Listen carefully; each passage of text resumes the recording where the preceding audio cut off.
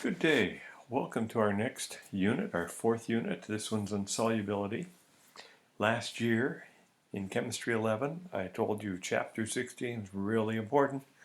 You'd be taught stuff that year, and I wouldn't be doing much reteaching on it. So that's what we'll be skimming through for part of this. And then we'll start applying equilibrium to how well things dissolve and looking at some of the things we do. This is a quick section.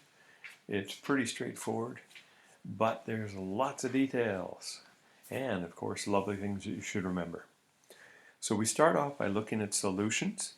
You should remember things about formula equations, complete ionic equations, net ionic equations, saturated versus unsaturated. This year we'll talk more about supersaturated.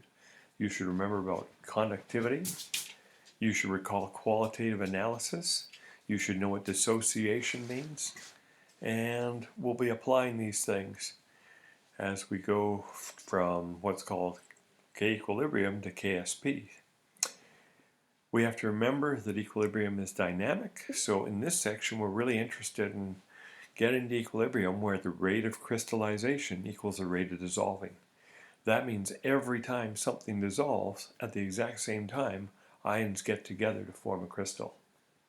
And we also want to know how we can affect those rates. We'll look at KSP and solubility, so we have to know that these things mean different things. And a lot of our calculations will be going from a KSP, an equilibrium constant, to solubility, or solubility to KSP.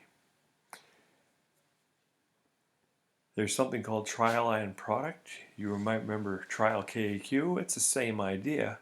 We'll use trial ion product to see whether we'll get a precipitate.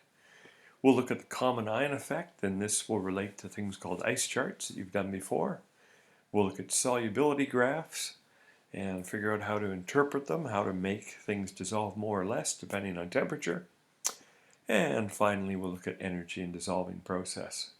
So that's an overview for our fourth section of chemistry.